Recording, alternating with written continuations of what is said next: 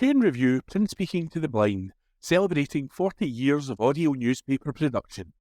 Welcome to this week's edition of the Kirkintilloch Herald podcast, recorded at the Bishopbriggs Media Centre by our amazing volunteers. You can get in touch with us via Facebook, Twitter or Instagram using @QNReview. That is @CUEANDREVIEW. You can also contact us directly by emailing information@QNreview.com. That is INFORMATION @CUEANDREVIEW.com, or by calling 0141 772 3976. That's 0141 772 3976. This week's podcast, date Wednesday the 27th of November 2024, is read to you by volunteers Corey, Hunter, Ian, Jehan and Philip. We hope you enjoy the podcast. Go Local for Christmas Gifts and Entertainment by Kevin McRoberts. 'Tis the season to start thinking festive, with events taking place, decorations being dusted off and shopping lists being drawn up. You'll be glad to know there's a flexible present available which delivers the gift of choice and supports local businesses into the bargain. The East Dunbartonshire gift card is a key feature of the Scotland Loves Local campaign, being led by Scotland's Towns Partnership, supported by the Council and Kirkintilloch and Milngavie Business Improvement Districts, BIDs. Cards can be spent at any participating shop, restaurant, cafe, bar or business in East Dunbartonshire. You can order a card online via townandcitygiftcards.com/product/East-Dunbartonshire-gift-card. Alternatively, pick up a blank card locally. Bishopbriggs Community Hub, 170 Kirkintilloch Road, Bishopbriggs. Kirkintilloch Community Hub, 2-4 West High Street, Kirkintilloch. Lennoxtown Community Hub, 46 Main Street, Lennoxtown. Or Reeds of Milngavie, 15 Main Street, Milngavie. Funds can then be added online by visiting www.loadthiscard.com. For more information, including FAQs, visit www.east-dunbarton.gov.uk/gift-card. Councillor Paul Ferretti, convener of East Dunbartonshire Council's Place, Neighbourhood and Corporate Assets Committee, said, "The East Dunbartonshire gift card is a lovely present for a friend or loved one, allowing them to buy what they want while supporting local shops, services and hospitality venues." Christmas lights are starting to twinkle above town and village centres across East Dunbartonshire. The Kirkintilloch Christmas Market and Fun Fair takes place on Saturday and Sunday, November 30th and December 1st in Barleybank Car Park, Kirkintilloch, between 11 a.m. and 5 p.m. There will be a variety of stalls, including a number showcasing local businesses, live music and entertainment, fun rides, food and drink, and a chance to meet Santa. Visit www.facebook.com/Kirkintilloch-BID for more details. A spokesperson for Kirkintilloch BID said, "Please support local shops, services and hospitality venues wherever you can." The gift card supports community businesses and makes a perfect Christmas gift. If you're a business and you want to accept the East Dunbartonshire gift card, it couldn't be easier, and it's free. Visit townandcitygiftcards.com/business-sign-up. There are no registration costs and payments are processed as part of the MasterCard network. The Scotland Loves Local gift cards are being delivered through Myconex's Town and City gift card programme. That article was written by Kevin McRoberts and it was read by Jehan.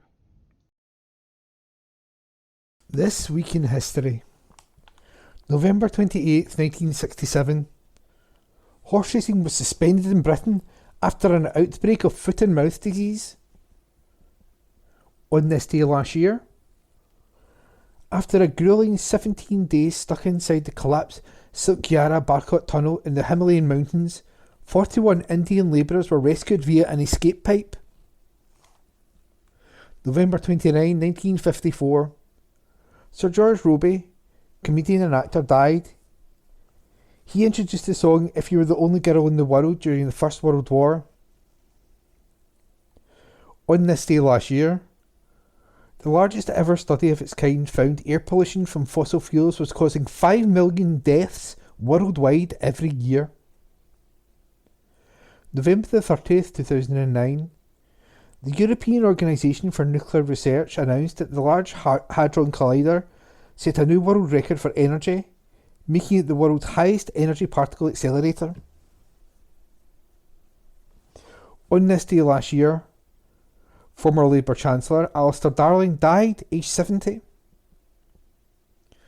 December the 1st, 1989. Pope John Paul II and Mikhail Gorbachev met in Rome to end 70 years of hostility between USSR and the Vatican. On this day last year, forever chemicals found in the English tap water samples were deemed carcinogenic. The World Health Organisation ruled amid calls for the government to do more to tackle the issue. And that was This Week in History. Christmas light switch-ons as recorded by Hunter MacDonald. It's a big weekend for Christmas lights being switched on in towns and villages in East Dunbartonshire. The festive lights have already been switched on in Bishopbriggs last week, and this Friday, November the 29th, it's the turn of Lennoxtown, Milton of Campsie, Torrance and Westerton. Lennoxtown's lights are due to go on at 5 p.m, and then Torrance will hold its festivities from 6:15 p.m. in the village square, featuring Torrance Primary School Choir and a visit from Santa. The switch-on in Milton of Campsie is due at 7:30 p.m, while Westerton has events planned between 6:30 p.m. and 8 p.m, including a performance by Westerton Male Voice Choir, Santa's Grotto, Christmas karaoke and an artisan craft fair. On Saturday the focus moves to Lenzie, where festivities are due to begin at 5 p.m. Organised by Lenzie Community Council and supported by a number of sponsors, it's all taking place at Lenzie Old Parish Church, where events will be hosted by local singer-songwriter Roisin McCartney, who recently appeared on The Voice UK. There will be music by Kirkintilloch Kelvin Brass, ahead of Santa's arrival and the big switch on at 5:30 p.m. Milton of Campsie Community Council is also holding its annual Christmas lighting competition for the best decorated house and garden. Community Council members will be going around the village to look for the best festive display. When a winner has been chosen, arrangements will be made for the presentation of a prize. More details should be available at the Milton of Campsie CC Facebook page. Slight rise in house prices. House prices in East Dunbartonshire increased in September. The Office for National Statistics shows the average East Dunbartonshire house price in the year to September was £274,319, a 2% increase on August. The picture was different to that across Scotland, where prices decreased by 0.9%. The rise in East Dunbartonshire contributes to the longer-term trend in the area, which has seen property prices in the area grow by 1.9% over the last year. It means the area ranked 25th among Scotland's 32 local authorities for annual growth, with the average price at East Dunbartonshire rising by £5,100 over the past year. The highest annual growth in Scotland was in the Shetland Islands, where the property prices increased on average by 18.9%. At the other end of the scale, properties in Na Eilean Shiar lost 11.3% of their value. East Dunbartonshire HSCP appoints new Chief Officer. East Dunbartonshire Health and Social Care Partnership has appointed Derek Pearce as its new Chief Officer. Derek took up the role of Interim Chief Officer in July 2024, and now, following a robust recruitment and selection process conducted jointly between the Council and NHS Greater Glasgow and Clyde has secured the role on a permanent basis.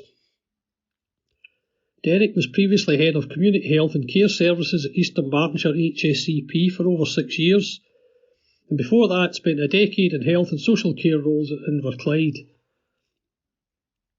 Anne Davey, Chief Executive of East Dunbartonshire Council, said, "I am pleased to announce that Derek Pearce has been appointed the new Chief Officer of East Dunbartonshire HSCP. Derek's knowledge and experience in delivering high-quality services will be vital in the coming years, and I look forward to continuing to work with him to achieve the HSCP's strategic mission and ensure positive outcomes for our residents."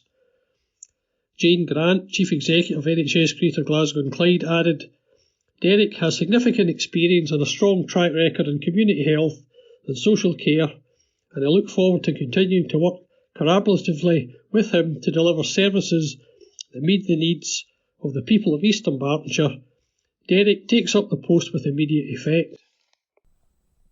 Have a say on road at Westerhill. Report by Kevin McRoberts. Time is running out to take part in the latest consultation on the proposed Westerhill Development Road in Bishopbriggs. As part of its requirement under the Planning Scotland Act, East Dunbartonshire Council is carrying out the first of 2 pre-application public consultations for the Westerhill Development Road, previously referred to as Phase 5 of the Bishopbriggs Relief Road, proposed for land to the north of Westerhill Road, Bishopbriggs. The closing date for providing your views as part of the current consultation is this Friday, November 29. More information is available at www.eastdunbarton.gov.uk/WDR-2024. That's more information at www.eastdunbarton.gov.uk/WDR-2024. A second pre-application public consultation, including a drop-in event, will take place in February 2025 prior to the planning application being submitted. The road is part of the Council's £34.88 million Place and Growth programme, supported by the UK and Scottish Governments through the Glasgow City Region City Deal. Public consultation took place in May and June last year on options for the final phase of the Bishopbriggs Relief Road, now known as the Westerhill Development Road. Councillor Gordon Lowe, leader of East Dunbartonshire Council, said, "It's important that plans for the Westerhill Development Road are informed by feedback from local residents, businesses, groups and stakeholders. The aim is to help unlock key strategic sites in the Westerhill regeneration area, potentially boosting the economy, while reducing non-essential traffic in Bishopbriggs town centre, helping to alleviate air quality issues. Please have your say." The City Deal project is taking up an integrated approach to improve infrastructure within East Dunbartonshire with 2 main elements: Bishopbriggs town centre regeneration, delivery of the Westerhill Development Road, and a master plan for Westerhill. The overall completion date is the end of 2026. The Scottish Government is investing £520 million into the Glasgow City Region City Deal, with the UK Government providing £524 million. And that report was by Kevin McRoberts, and it was read by me, Ian McKenna. Concerns over NI Rise by Kevin McRoberts. Rona Mackay, MSP for Strathkelvin and Bearsden, has urged the UK Government to reconsider their planned tax hike after figures showed that 15 GP practices in East Dunbartonshire would be impacted. The UK Government has increased employers' national insurance contributions, but Ms Mackay said they had failed to take into account this will put more pressure on the finances and services of organisations such as charities, care providers and GP surgeries.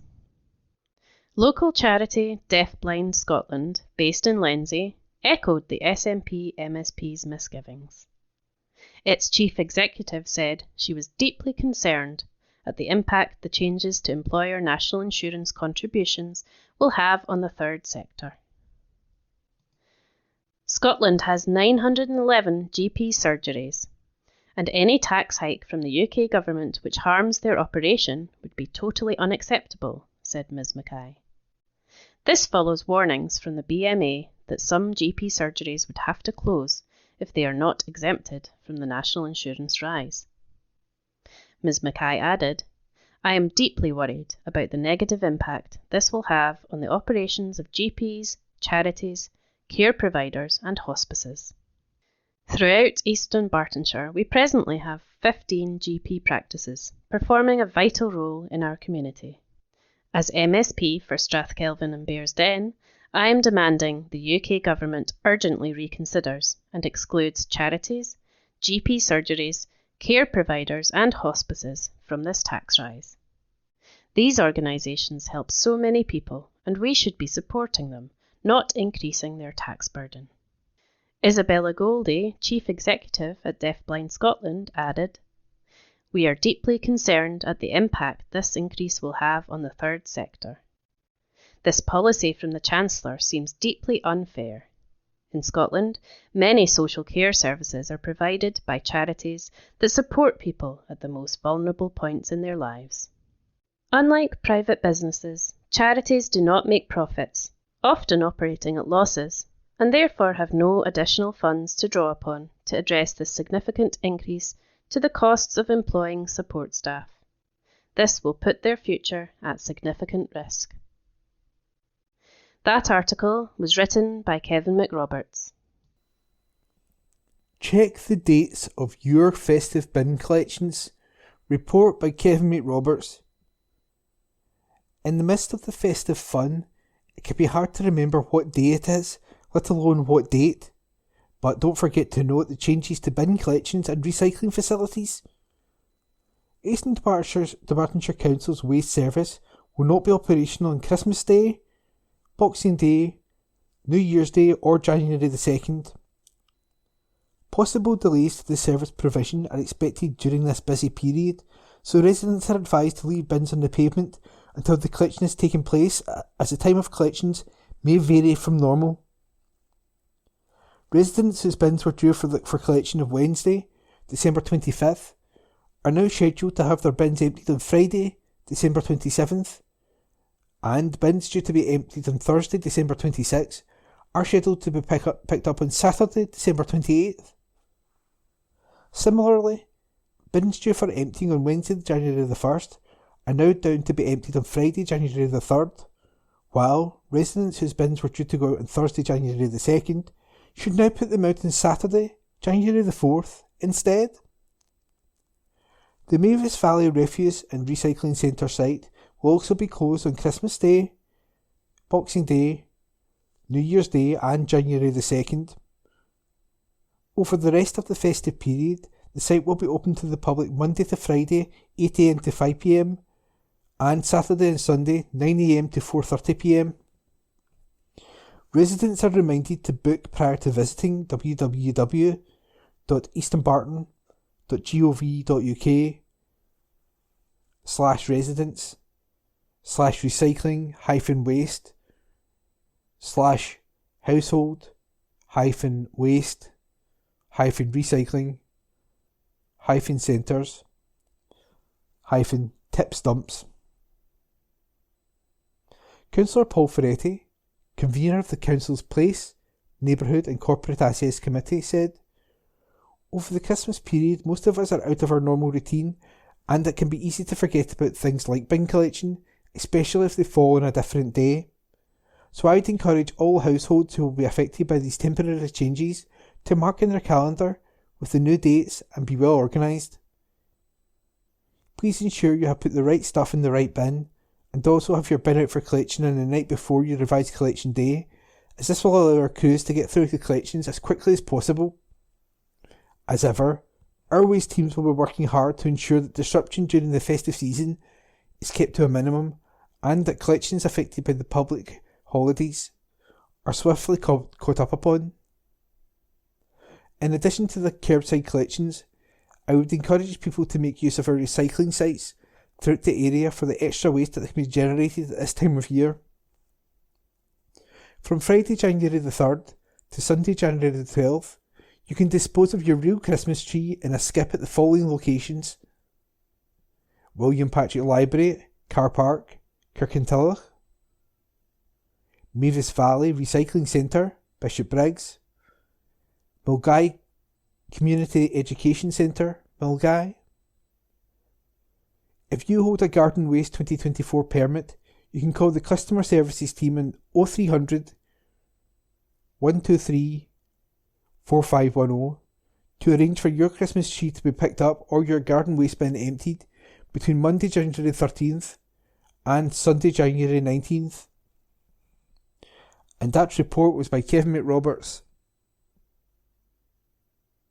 Boost for Carers Job Prospects by Kevin McRoberts. Carers Link, in collaboration with East Dunbartonshire Employability Partnership, is encouraging young adult and adult carers to get in touch for support to improve their employment prospects. Carers Link East Dunbartonshire provides a range of vital services to carers of all ages from as young as 5 to over 95. Services include information, advocacy, one-to-one support, as well as groups and activities for both young carers and adult carers who live or care in the area. According to Carers UK, around 270,000 people in Scotland juggle paid employment with unpaid care. This is 1 in 7 of the working age population and represents 1 in 10 of those currently in employment. For unpaid carers, being able to take up paid employment alongside their caring role can have a substantial impact. The Carers Link Employability Service can help to provide a positive pathway to help carers gain and sustain employment. Jennifer Rowe, CEO of Carers Link East Dunbartonshire, said, "Many adult carers want to continue to work, both for the income it provides and so that they have a life alongside caring. Employment can be rewarding in more ways than one, as can being a carer, but together it can become a demanding combination. We have supported 49 carers to complete their journey into meaningful employment and volunteering.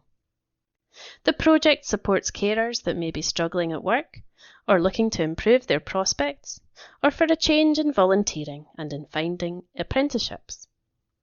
We can help with confidence building, job search skills, and in preparing a CV." A carer that was helped by the service commented, "The employability coordinator was a great help. He understood my need to get back into the workplace after being unemployed for quite some time. He helped with my CV, kept in touch, and through him I now have a job, which is fantastic. Overall, it has been a very positive experience." Carers Link can support young adult and adult carers to find a positive pathway to help gain and sustain employment. To find out more, call 0800 975 2131 or email joe@carerslink.org.uk or go to www.carerslink.org.uk. That article was written by Kevin McRoberts. Fall in the number of ATMs. East Dunbartonshire has fewer ATMs than it did 3 years ago. This mirrors a significant drop in cash machine numbers across the UK. New analysis of linked data, a network of cash machines, shows there were 61 ATMs open in East Dunbartonshire as of June. This was a decrease from 80 in June 2021, the earliest available local figures. In East Dunbartonshire, 52 machines are free to use while 9 charge a fee. The UK has lost 1 in 10 of its ATMs between June 2021 and June 2024, falling from 54,000 to 48,500. Caroline Abrahams, Charity Director at Age UK, said free access to cash was absolutely vital for older people, given many of them do not manage their money online. She added the decline in ATMs is concerning, although the new regulations recently introduced by the Financial Conduct Authority should protect access for the vast majority of people. FCA rules introduced in September require banks to give more consideration to local communities before they close a branch, and firms must check whether more services are needed before an ATM is switched off. Nick Quinn, Head of Financial Inclusion at Link, said, "As more people are choosing to pay for things digitally or with contactless payments, it does mean that we are using less cash, and as a consequence we have fewer cash machines." He added the company was working to ensure people can still access cash where and when they need it. Kirky Cinema.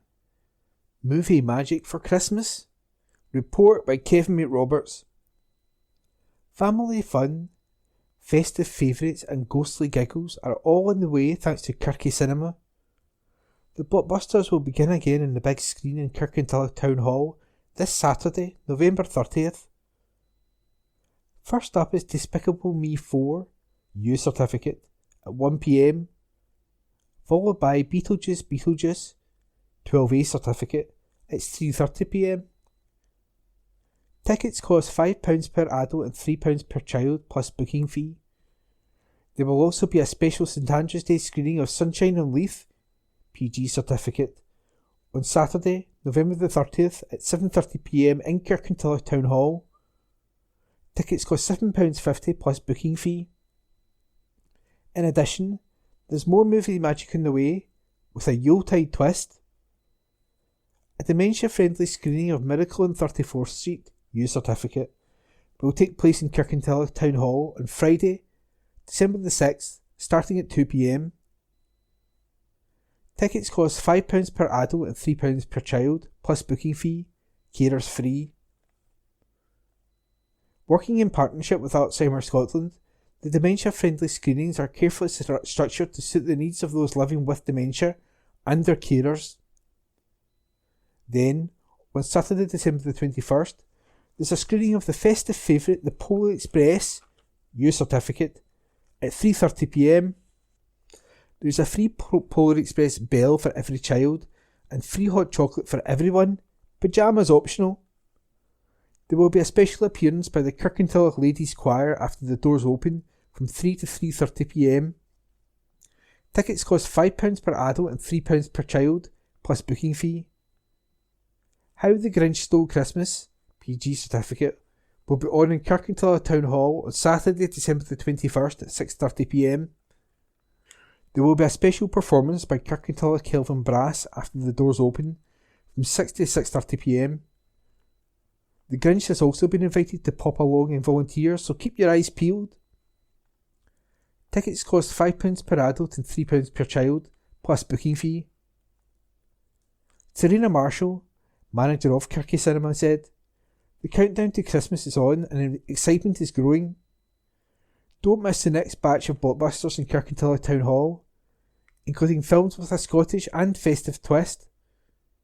Please support your community cinema. We can't do it without you. Thanks also to our wonderful volunteers who make it all possible. If you want to join the team, please get in touch. Tickets are available for all our films online at our website and at upcoming screenings. For all movies, tickets can be purchased on the day or in advance via kirkycinema.ticketlight.co.uk. For more information, visit www.facebook.com/kirky-cinema. That's www.facebook.com/KIRKY-CINEMA. In addition to the Kirkintilloch Town Hall screenings, Kirky Cinema is partnering with Eastern Bartonshire Leisure and Cultural Trust to trial a community centre in Campsie Memorial Hall, Lennoxtown. Cinema funding. A National Lottery grant has secured the cinema's events at Kirkintilloch Town Hall for the next couple of years. Kirky Cinema relaunched earlier this year under new management, working in partnership with Eastern Bartonshire Leisure and Culture Trust, EDLC. At the end of the summer, the cinema received £10,366 from the Lotteries Award for All community scheme and a further £4,000 from Eastern Bartonshire's Council Community Grant Scheme. Kirky Cinema's mobile equipment is available for hire by community groups and schools in Eastern Bartonshire. Find out more by emailing kirky-filmhub@gmail.com. And that article was by Kevin McRoberts. Drop-in session for feedback on planning issues. Report by Kevin McRoberts. There is still time to continue views on planning issues in Eastern Bartonshire, including the historic environment, housing and developer contributions for schools. Members of the public, community councils, key agencies, groups and other stakeholders are being invited to have their say before December the 13th. As well as online information, a drop-in session covering Eastern Bartonshire will be held in Mulgai Library and Community Education Centre, Allender Road, Mulgai, on Thursday, November the 28th, 2:30 to 7:30pm, where you can access more information, ask questions and provide feedback. Consultations underway include draft historic environment planning guidance, revised advice for development proposals which would potentially impact the historic environment to support the current local development plan, LDP2. No changes to local designations are proposed. Visit www.easternbarton.gov.uk/planning-2024 for more information. Developer contributions, school capacities planning guidance, update. Amendments to expected developer contributions relating to education requirements, where the development is likely to cause a catchment school to exceed 90% capacity, or to add to the role in a school already exceeding 90% capacity. This reflects updated data on school roles and the current capacities. Visit www.easternbarton.gov.uk/planning-2024 for more information. Indicative Local Housing Land Requirement I-LHLR. Consultation has been held on a potential local housing supply target as part of the preparations for the new Local Development Plan, LDP3. The ILHLR covers the whole of Eastern Bartonshire and does not detail potential sites.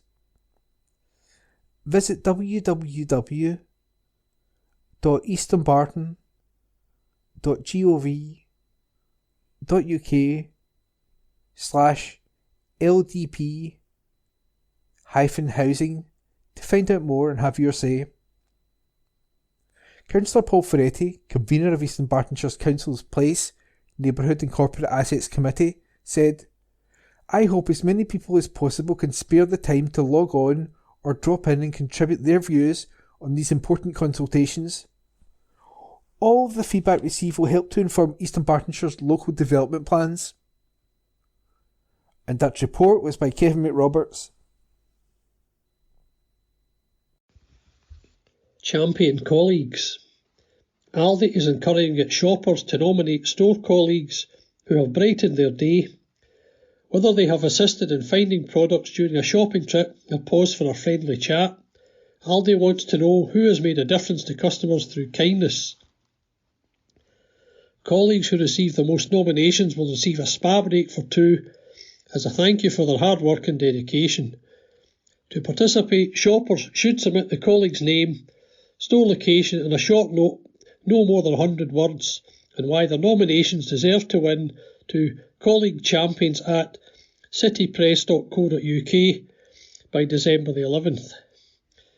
Richard Thornton, Aldi director, said, "Every act of kindness deserves to be recognised and celebrated, which is why we're calling on shoppers to help us give back to our amazing colleagues." Donation helps spread some festive sunshine by Kevin McRoberts.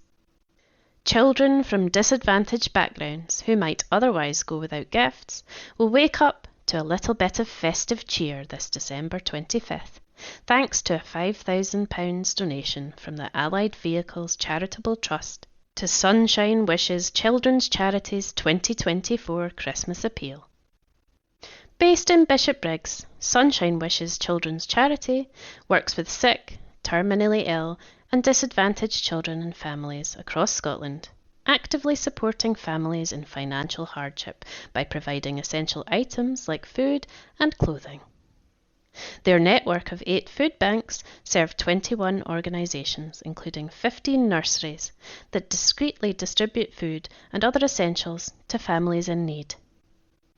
Over the past year alone, the charity has supported more than 3,500 families and over 6,000 children, with a focus on communities where economic challenges are prevalent. The £5,000 donation from the Trust will enable Sunshine Wishes to supply over 200 Christmas gifts for children whose families struggle with the basic costs of daily life, such as food and heating. By providing gifts and food vouchers, the charity hopes to relieve some of the financial pressure parents feel during the Christmas period, helping families focus on the joy of the season rather than making difficult choices between bills and holiday traditions. Additionally, Sunshine Wishes will continue to connect families to further support services for additional needs throughout the year.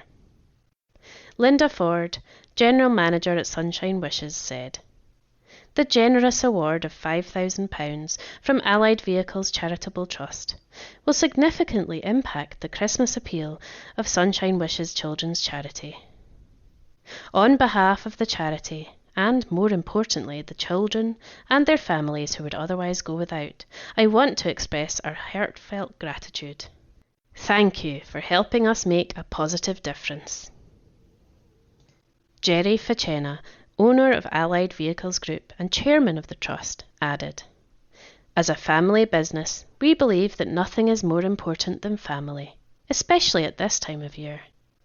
We are delighted to support Sunshine Wishes Christmas Appeal to lift a small amount of financial pressure from families this Christmas." That article was written by Kevin McRoberts. Gaelic pantomime treat for Bishopbriggs pupils. Report by Kevin McRoberts. Before I read this article, I would like to apologise in advance for my bad pronunciation of Gaelic words contained in the article. I do not know Gaelic. Pupils at a Bishopbriggs school will soon be treated to a performance of a Gaelic pantomime, Sucan agus am Bogsa Cool, Jock in the Accordion. The panto, based on the story of Jack and the Beanstalk, is being toured by 3 actors who will perform at 20 schools across the country over the period of a fortnight. More than 1,800 pupils in Gaelic medium education will have the opportunity to take part in the festive fun across 14 local authorities. Among those who will get to see the show will be youngsters at Middleburn Primary School in Bishopbriggs. Angus MacLeod, Feason Nan Gale's drama officer and the panto's writer and director, said, "The story follows the adventure of young Shukan who, in his efforts to earn some money for Christmas, encounters a helpful Highland genie called Gary Baba and the legendary, but not so giant Murdoch Moore. The 3 actors bring lots of infectious fun and energy to their roles, and with accordion and Gaelic song of the traditional, festive and silly varieties, as well as plenty of opportunity for audience interaction, this Gaelic pantomime is sure to be an engaging and enjoyable experience for children and adults alike. Ava McKinnon from Cumbernauld will play Shukan. Joining her this tour, is Fergus Monroe, who will play Gary Baba the Genie, as well as Shokin's granny, and Maggie Ross, who will play Murden MacMoore. Behind the scenes, Maria and Neve Cuthbert have been busy creating costumes for the production, while Fussin and Gale's pantomime has been supported by regular funders Bordnag Gaelic and Creative Scotland. The annual Gaelic pantomime is produced by Fee Scoil, Fussin and Gale's formal education service. Fee Scoil manager Aileen Mackenzie said, "The annual Gaelic panto allows us the opportunity to put fun and laughter centre stage of our education offering. And, as we all know, laughter really is the best medicine, with research strongly indicating that learning anything through fun, especially where songs and repetition play a part, encourages lifelong retention. It is fantastic to be able to strengthen confidence among young Gaelic speakers with all our Fee Scoil projects, including the fun-filled panto." And that report was by Kevin McRoberts, and it was read rather poorly by me, Ian McKenna. Share your cool penguin strut. Report by Kevin McRoberts. It's that time of year again. Last year, NHS Greater Glasgow and Clyde revealed that one of the coolest ways to move during icy snaps is to waddle like a penguin. As temperatures have been falling this winter, NHS Greater Glasgow and Clyde is asking if you're ready to take your waddle for a spin once again, and if you can share the technique with your loved ones. Laura Halcrow, Falls Prevention Lead at NHS Greater Glasgow and Clyde, said, "The comedy value of the walk doesn't go unnoticed, but the impact on your body from a harsh slip in the ice can be avoided by doing so. The more people that know how to stay safe on the ice, the better. That's why we're asking people to share this advice with friends and family, particularly those in the older community who may be less steady on their feet. Take 2 minutes to find a waddle buddy, have a laugh together, and get that strut on. Top tips to waddle like a penguin. Bend slightly and keep your knees loose. Point your flippers, feet, out slightly. Extend your wings, arms, at your sides. Walk flat-footed, taking short steps. Claire Harrow, Deputy Medical Director for Acute Services, also reminded people that, in many cases involving slips and trips, going to A&E may not be appropriate.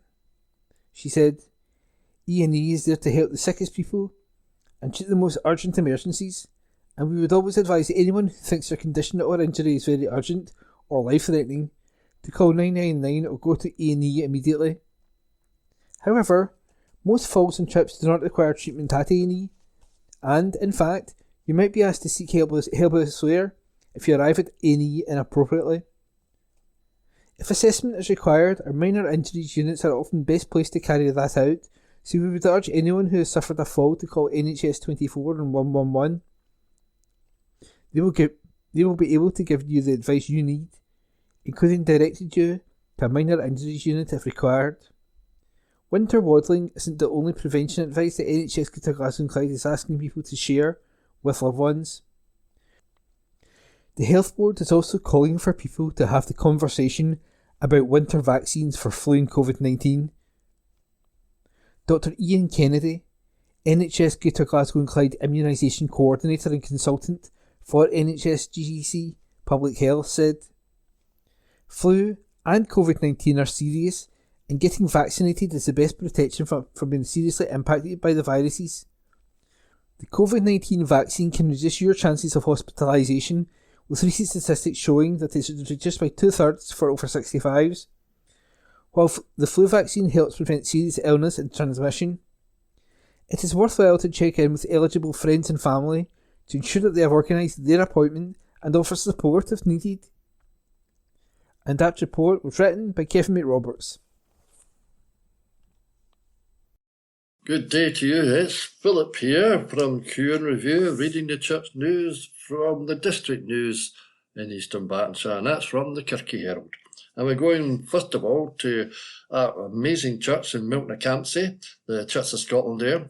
They have a Oompa Countdown. That's a kind of kids' youth event. Has now happened. More about this next week. The Toddlers Group on Mondays at 9:45am. The Hobbies Club at 2pm. Badminton at 7:30pm. Cafe Connect on Tuesdays from 9:30am. Time to Pray is on Wednesday, 7pm. Also on Wednesday is the Fellowship. The Fellowship meets at 7:30pm for a talk by Alistair Dinsmore on the history of Glasgow police. Interesting. And then we have the BB, Anchor and Junior sections meet at 6:15 on Fridays. Copies of their magazine, The Messenger, are now being bundled and will be put through letterboxes this week. Our Advent study begins on Sunday at 10:15 when we'll look at Paul Goodear's Women of the Nativity. Wow. And a further look at November services takes place after our Sunday service. Preparations are well underway for Mary and Joseph's Advent journey. Beginning on December the 1st, they will stay overnight in 12 Milton-Campsie homes before visiting Lennoxtown. Sheep are being knitted.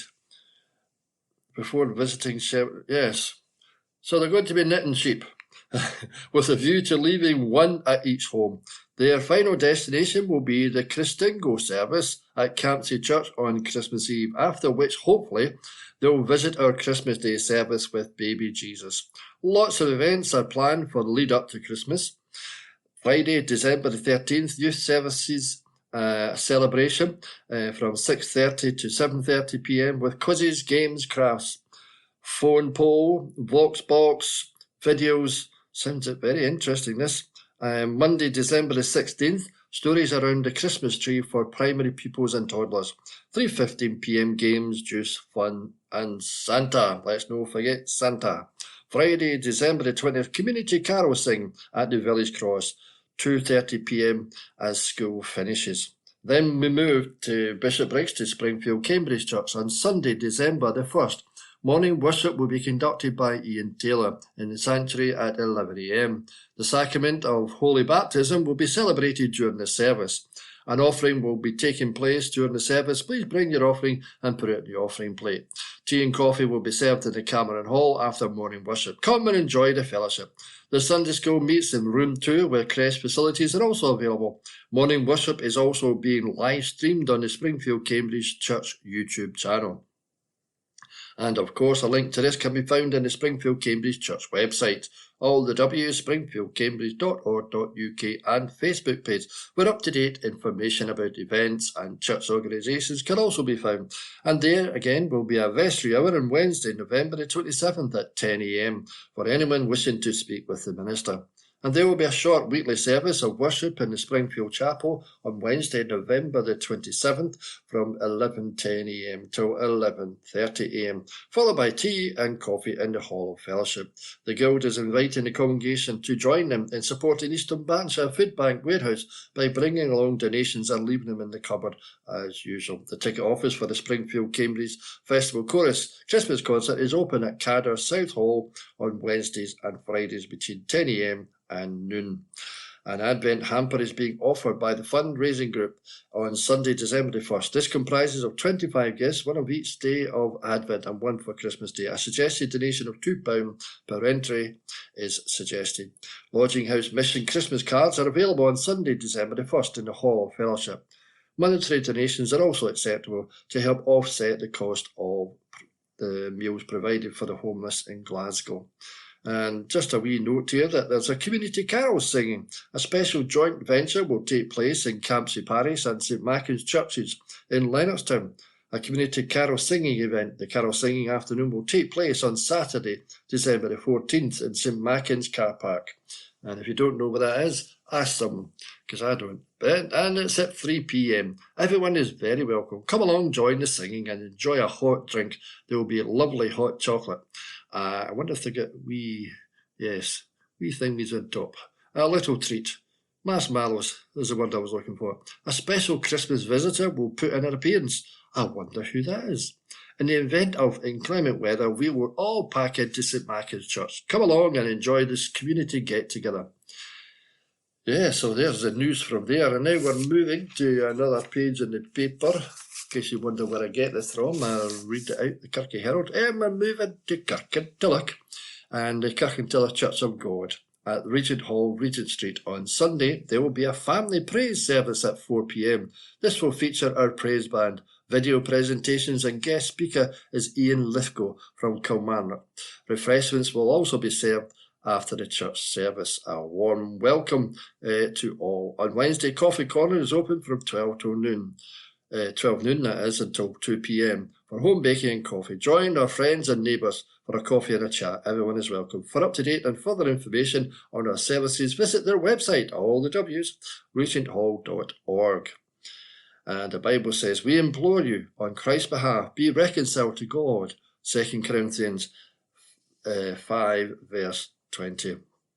And now to Lenzie Old Parish Church. Sunday worship is at 11 a.m, conducted by Julie Harty. A crèche is available. Come and sing Tuesday, November the 26th, 1:15 p.m. to 2:45 p.m. The dementia-friendly singing group meets in the church hall. A warm welcome awaits all, and of course a cuppa with some delicious home baking. Oh, please feel free to come and sing. The Quilt and Craft Group meet every Wednesday, 10 till 12 noon, in this session room. Keen on sewing, knitting, crocheting, or just a beginner, all are welcome. And then, of course, there's a Scottish country dancing every Thursday evening, 7:30 p.m. until 9:30 p.m. Enjoy fun and fitness. St Andrew's Day Coffee Afternoon, Saturday, November the 30th, 2 till 4 p.m. in the Church Hall. Tickets are £3, include tea, coffee and home baking. And the Lenzie Christmas lights switch on November the 30th at 5 p.m. Santa arriving at 5:30 p.m. Oh, Santa's coming to Lenzie. And then we move back to Bishopbriggs, St James Church, Hilton Road, Bishopbriggs, and the minister there is Paul Watson. And there is a communion service on Thursday, November the 28th at 11 a.m, and on Sunday, December the 1st at 9 a.m. in the chapel and at 10:30 a.m. in the church.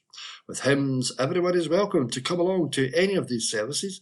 Do stay on for tea, coffee and fellowship afterwards. On Sunday, December the 1st, from 3 to 4 p.m, there is a session of crafty kids in the hall. All families are very welcome to come along and enjoy activities together in the evening. On Sunday, December the 1st, there is a journey event.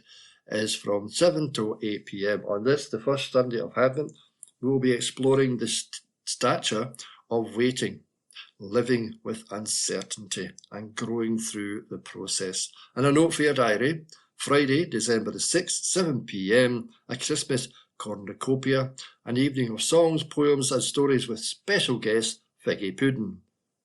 Wow, I like Figgy Pudding, but I think it's probably a person. Who knows? Anyway, followed by refreshments, there is also virtual services and groups for up-to-date information. Refer to our social media, Facebook, St James the Less, Bishopbriggs website, and you can find that at stjamesbishopbriggs.org.uk. And now to Colston Well Park Church. Colston Well Park welcomes everybody in their morning service this Sunday, starting at 11 a.m, led by Malcolm Corpus. Tea, coffee will be available in the hall after the service. The Art Club continues this Monday, starting at 10 a.m. till 1 p.m. And any budding artist is welcome to come along and give or to try. Come along and give a try. Yeah, I'm getting confused here. Give along and give it a try. And yes, for chat and more information, contact Ramsey on 07709 584 680. Colston Tea Break continues this Wednesday from 11 till 12:30. And all are welcome to join us for a wide selection of fine foods and good company, and it's free. This Saturday, November the 30th, there will be an art and craft sale in the church hall, starting from 11 till 2 p.m. Various items of original artwork and pre-Christmas craft items will also be there for sale. Come along and to peruse or purchase with tea or coffee to end a good day out. And then to Kenmure Parish Church, our first Sunday club returns this Sunday morning, beginning at 11 a.m. It will include the lighting of the candle that marks the first Sunday in Advent. The service will be led by the Reverend Susan Anderson. Visitors to the area will be most welcome as well to the joint services here. So You can attend either in person, yes, or online, or on YouTube channel. The service will be in YouTube, will be watched live as it is streamed, or later at a time that suits you. You can find our channel by simply searching for Kenmure Bishopbriggs on YouTube. There will be a period of fellowship following the service in the hall when teas, coffees and juice and biscuits will be served. The most up-to-date details of all the church groups that are currently running may be found on the What's On section of their website, kenmure-church.co.uk. To find us on Facebook, just search for Kenmure Parish Church. If you'd like to join their WhatsApp group, contact kenmurechurch@icloud.com. And now to St David's Park, or David's Memorial Park Church that is. This Sunday is the first week of Advent, as we all know, and the service will be held at the usual time of 10:30 a.m. and led by Karen Wallace and David Forsyth. School-aged children have their own time of activities in the church hall. Teas and coffees are served in the hall immediately after the service, and everyone is welcome to stay and enjoy a chat. So there you have it. And now we're moving further into Kirkintilloch to Home Church.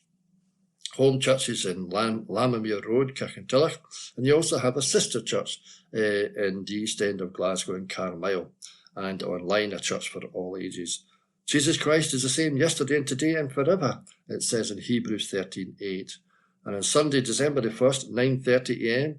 and 11:30 a.m, worship service and communion, followed by refreshments. A warm welcome awaits you at either service, which will be identical. Sunday school and crest available at both services. Home Church Carlisle worship service 10 a.m. and 6:30 p.m. Light switch on and evening service at Carlisle on December the 1st at 6 p.m. Home radio is also available every day, 24/7. And if you want to hear my dulcet tones, you'll hear me on a Monday night at 8 p.m. till 9.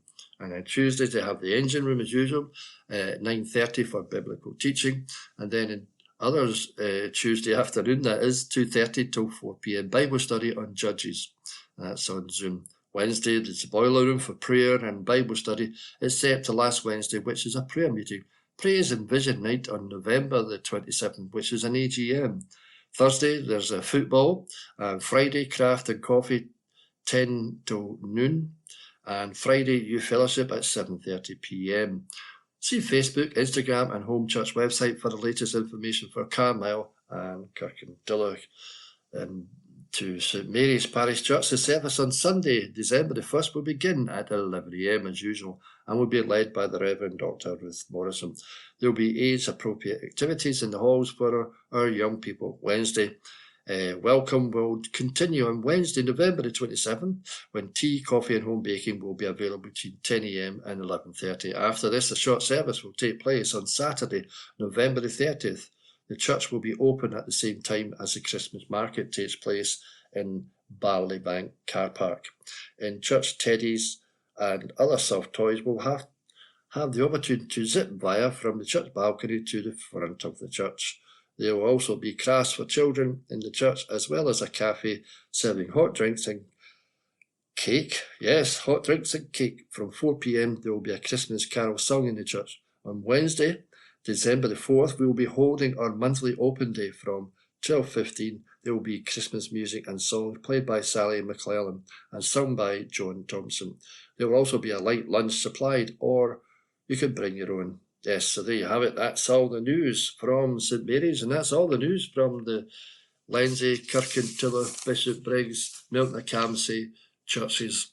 And if you have any information that you want to share, contact Q and Review, and I'll add it into the church news for the Kirky Herald. Thank you for listening. Hopefully you find something that may be interest to you.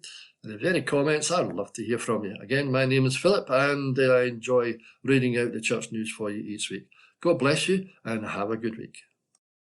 Wednesday the 27th of November, District News, General. Playful Harley needs a home. Dogs Trust West Calder is currently caring for the tallest dog they have ever looked after. Great Dane Crossbreed Harley is 76 centimetres in height when standing on his back paws and weighs a whopping 47 kilograms, the same as a baby hippo. The 1-year-old gentle giant has the sweetest personality and brings a smile to his carers' faces every day with his comical facial expressions and playful antics. Harley absolutely loves his toys, especially soft squeaky toys, and his football, which are thrown around with great gusto due to its strength and joie de vivre. To offer Harley a home, or for more information, visit www.dogstrust.org.uk/West Calder. That's www.dogstrust.org.uk/WESTCALDER. Charity. Festive declutter appeal for charity. Pre-loved items wanted. Sue Ryder, a national palliative care and bereavement charity, is asking people to donate items to their shops. The charity hopes this will help them support more people at the end of life or living with grief this Christmas. They are asking people to declutter their cupboards, toy boxes and wardrobes and donate these items to their local Sue Ryder shop. A festive clear-out will also provide other shoppers with an affordable and sustainable way to fill stockings and space under their trees this Christmas. Commenting on the benefits of a big pre-Christmas clear-out, Anthony Barlow, Senior Regional Manager at Sue Ryder, said, "The build-up to Christmas is a hugely busy time for our shops, with people feeling the festive buzz, soaking up the atmosphere on the high street and wanting to give something back. Our charity shops have an important part to play at Christmas. Not only do they offer a place to shop for an affordable gift, but they'll be raising funds to support people at the most difficult time of their lives. Having a good clear out now will allow you to free up space for any surprise Father Christmas has in store. And by donating, you'll help ensure people don't grieve or die feeling alone and in pain this Christmas." Sue Ryder also accepts furniture, so if it's a piece that you're falling out of love with, or need to make room for the festive celebrations, book the charity's free furniture collection service, available via its website. The charity has just under 400 shops in high streets, retail parks and shopping centres across the UK, with money raised going towards its hospices, palliative care hubs and a range of bereavement services. People can donate quality toys, clothes, household goods, electrical goods, bric-a-brac and brooks, as well as accessories, jewellery and collectibles at Sue Ryder shops or by visiting www.sueryder.org. That's www.sueryder.org. If you are a business or organisation who would like to donate items, we'd love to hear from you. See our information on corporate donations at our website. Sue Ryder can make a positive difference during even the darkest of times. Whether in the last months, weeks or days of life, or living with grief, we help people live the best life they possibly can. We are there when it matters. And that was this week's District News. Public notices. East Dunbartonshire Council public notices. Slaughter of animals, Scotland Act 1980. Application for the grant of renewal of a licence to use premises as Knacker's Yard from the 1st of January 2025 to the 31st of December 2025. The undernoted have applied for the grant of a renewal of a licence to use the premises as a Knacker's Yard in terms of Section 6 of the above Act. Name and address of applicant: Mr. Henry Johnston and Mr. Robert Johnston. T/A, Grays Hill Limited, Mullins Road, Cumbernauld, G68 9BA. Address of premises: Grays Hill Limited, Mullins Road, Cumbernauld, G68 9BA. Type of licence: the use of premises as a knacker's yard. Any objections in terms of Section 6, brackets 3 of the Act should be logged with the undernoted no later than the 23rd of December 2024. Clive Lewis, Community Protection Manager, East Bartonshire Council, 45 South Bank Drive, Kirkintilloch, G66 1XR.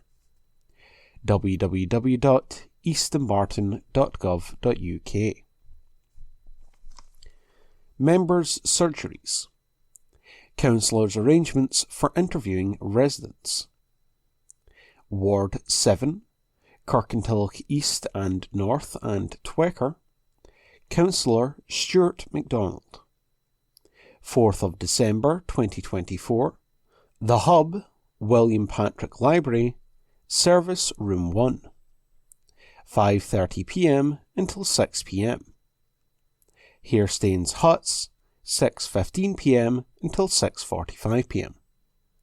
Between surgeries, councillors can be contacted at the Members Support Unit on 0300 12345 10.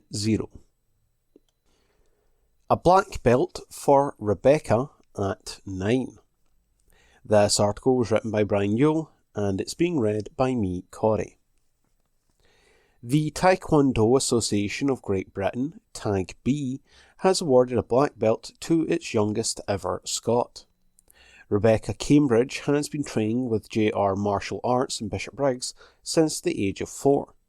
Last month she travelled to Northamptonshire to test in front of 5 Grandmasters and at the age of 9 was awarded her first degree black belt. The black belt grading is designed to challenge students to their fullest, covering technique mastery, sparring, physical conditioning and mental discipline. Bishopbriggs and Kirkintilloch instructor Mel Gorey, who is a 3rd degree black belt, said, "Earning a black belt is not an easy feat. It requires discipline, focus, months and years of preparation. Students who achieve this level of expertise must not only demonstrate their physical abilities, but also their understanding of martial arts philosophy." Rebecca has been training with us since the age of 4.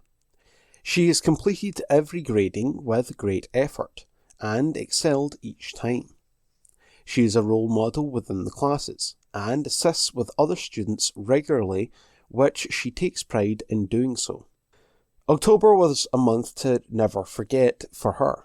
She had been confirmed to be autistic and the following week travelled to Daventry to test in front of the Grandmasters.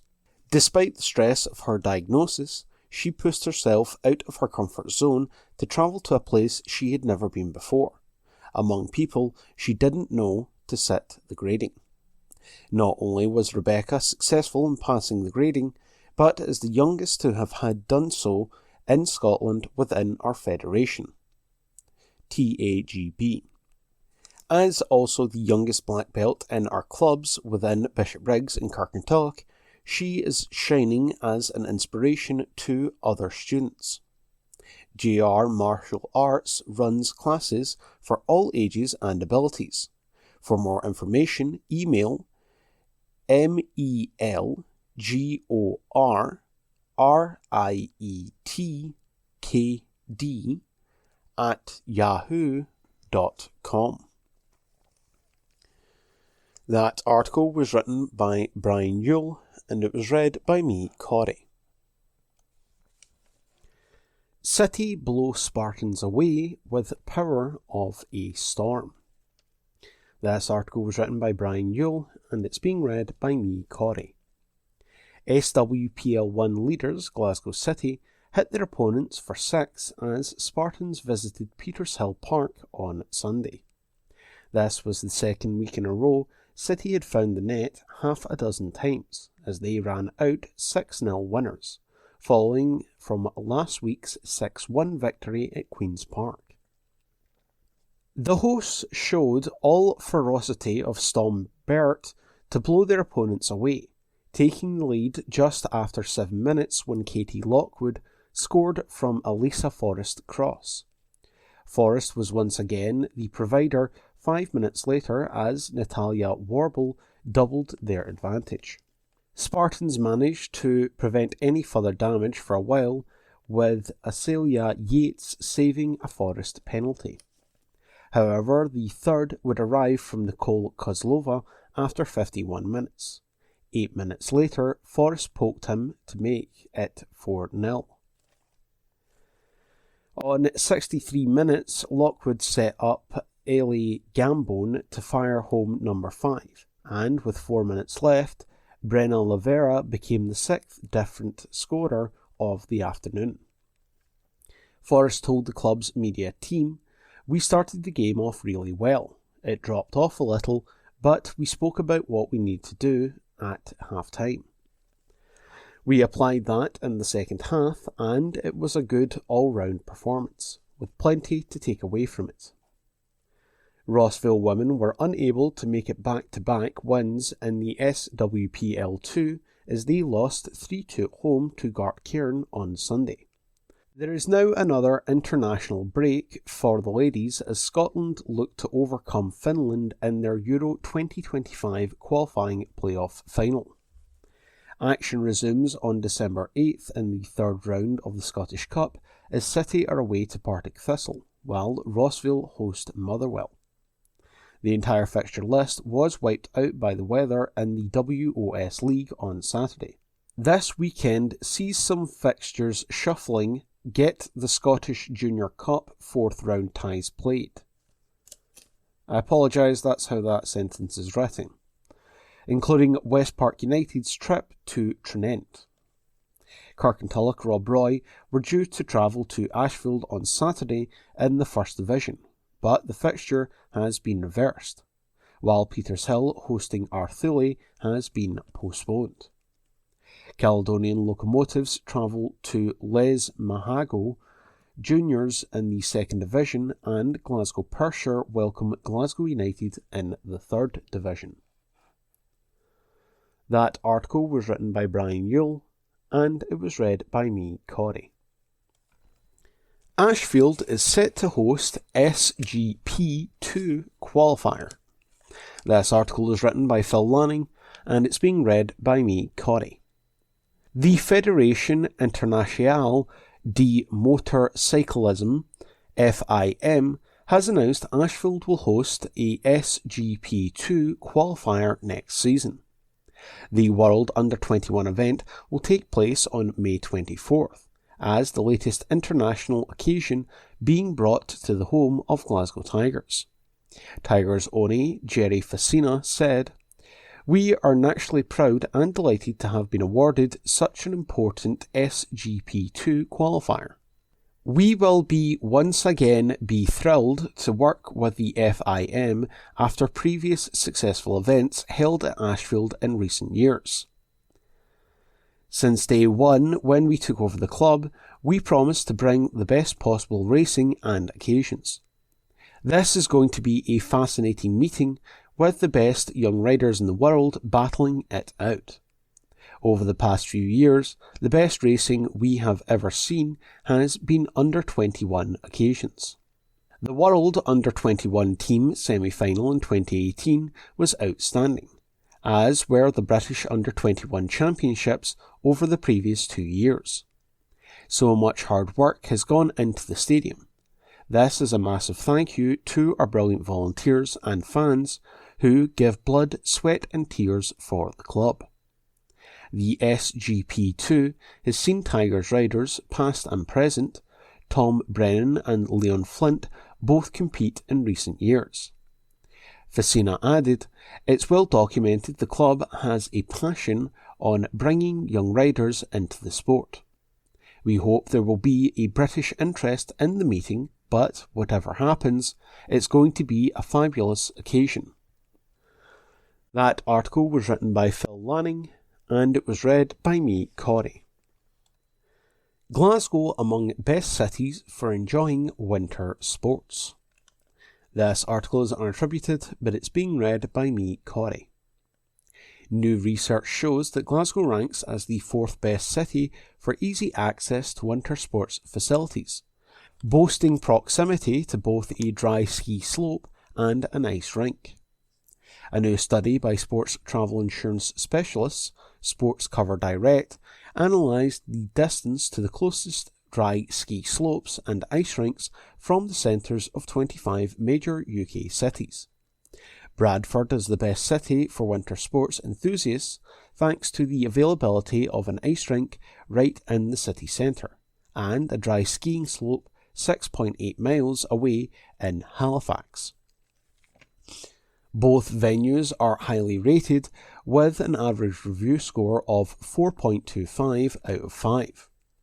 Edinburgh claims second place with an average distance of just 4.6 miles to winter sports facilities and an average rating of 4.35 out of 5, making the Scottish capital an excellent destination for those wishing to brush up on their skiing during the winter months. Birmingham ranks 3rd with an average distance of 5.3 miles to its nearest winter sports centres, including a dry ski slope just 3.5 miles away. Rounding out the top 5 are Glasgow with an average distance of 5.5 miles from the nearest slope, and Coventry with an average distance of 9.25 miles, boasting visitor rating of 4.15 and 4.4 respectively. In contrast, some UK cities lack convenient access to winter sports. Cardiff and Plymouth round out at the bottom, with average distances of over 56 and 65 miles respectively. Both cities have nearby ice rinks, but their closest dry ski slopes are over 100 miles away. That article was unattributed, but it was read by me, Corey. Optimism despite loss of £11.3 million.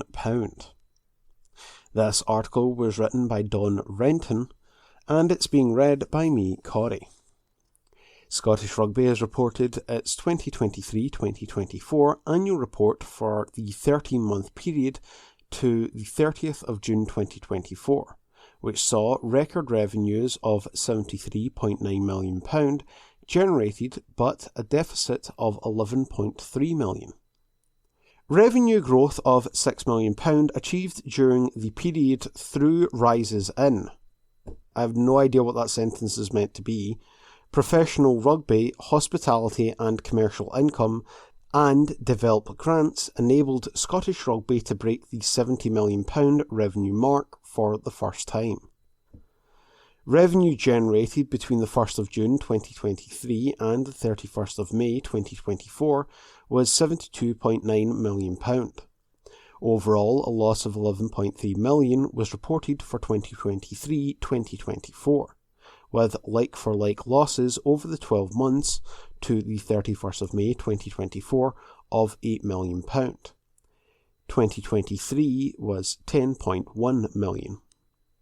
To better align with other home unions, Six Nations entities and major contracts, Scottish Rugby moved its accounting year end from the 31st of May to 30th of June during the accounting period. The result presented in the annual accounts therefore cover a 13-month period from the 1st of June 2023 to the 30th of June 2024. The inclusion of the 13th month lead of an additional loss of £3.3 million for that month. Expenditure in professional rugby, high performance rugby, club and school support funds, administration and governance rose in 2023-2024 compared with the previous year.